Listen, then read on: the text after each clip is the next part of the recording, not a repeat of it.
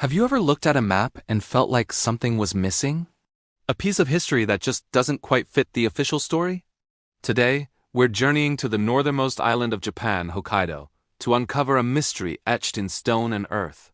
We're talking about star forts, massive, geometrically perfect structures that seem to pop up out of nowhere in the historical record. The most famous of these is Goryokaku, a magnificent five-pointed star fortress in the city of Hakodate.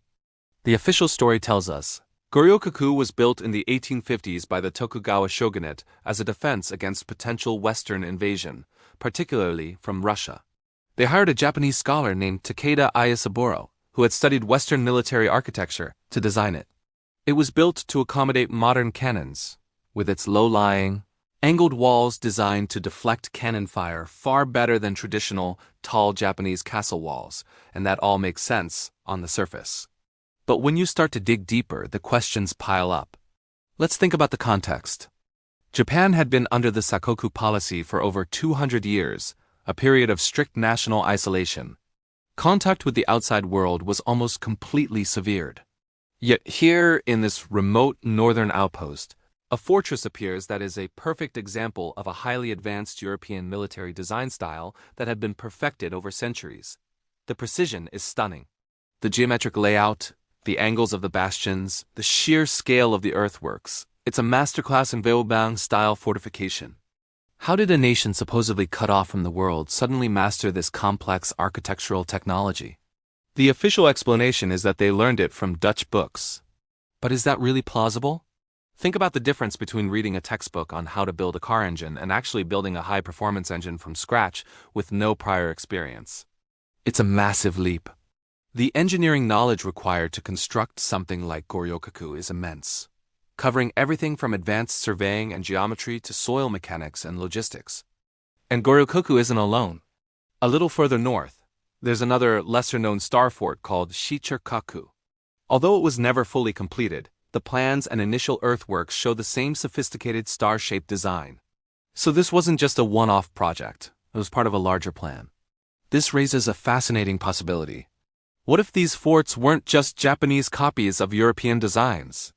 What if they are part of a much older global network of such structures? This is where we venture into the territory of alternative history. Researchers and independent historians have been mapping these star forts all over the world for years. You find them in Europe, the Americas, Africa, and Asia, from the Palmanova in Italy to the Fort Bertinge in the Netherlands to Fort McHenry in the United States. They all share this distinctive, mathematically precise star shape. The official narrative tells us that this design was spread by European colonial powers. But the sheer number and global distribution of these forts, some in places that seemingly had little contact with those powers at the time, has led some to question this. What if the timeline is wrong? What if a global, technologically advanced civilization existed far earlier than we're told? A civilization that had mastered this unique form of architecture and built these fortresses across the planet. This idea is often linked to the theory of a lost civilization, sometimes called the Tartarian Empire. According to this theory, a vast, sophisticated empire once spanned much of Asia and beyond, possessing advanced technology and a unified architectural style before it was deliberately wiped from our history books. Could Goryokaku and Shichirōkaku in Hokkaido be remnants of this lost global network? Are they echoes of Tartaria in Japan? When you look at old maps, you often see the term Tartary, covering huge swaths of Asia.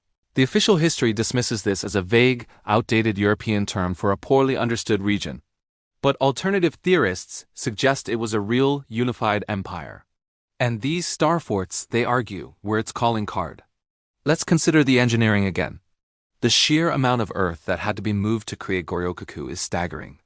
The precision of the angles is something you'd expect from modern surveying equipment. Was this really achieved in the 1850s in remote Hokkaido using traditional methods, by a nation that had been intentionally technologically stagnant for 2 centuries? It seems like a monumental undertaking. The construction was completed in just a few years. It's a feat of engineering that would be impressive even today. Another puzzle is the location. Why build such a sophisticated and expensive fortress in Hokkaido? At the time, it was a sparsely populated frontier land. The official reason is fear of Russian expansion. But the scale seems almost disproportionate to the immediate threat. Was there another reason? Perhaps the location was chosen because an older structure was already there, a foundation they could build upon. Many ancient sites around the world are built on top of even older, more mysterious foundations. Could the builders of Goryokaku have uncovered and repurposed a much older star-shaped earthwork? This brings us back to the global pattern. When you place all the known star forts on a map, some researchers claim they form patterns, connecting along ley lines or energy grids. They weren't just defensive structures. They may have had other functions related to energy, astronomy, or something else we don't yet understand. The star shape itself is geometrically significant, found in sacred geometry across many cultures. Was its use in these forts purely for deflecting cannonballs, or was there a deeper, forgotten purpose? Critics of this theory, of course, will say that this is all just conjecture. They will point to the historical documents, the blueprints signed by Takeda Ayasaburo, and the clear historical context of the end of the Edo period. They argue that the Japanese were brilliant and resourceful, and they were more than capable of reverse engineering European technology once they saw the need. The Dutch studies in Nagasaki, known as Rengaku, provided a window to the West, and it's entirely possible that enough information on military engineering filtered through. And that's a fair point.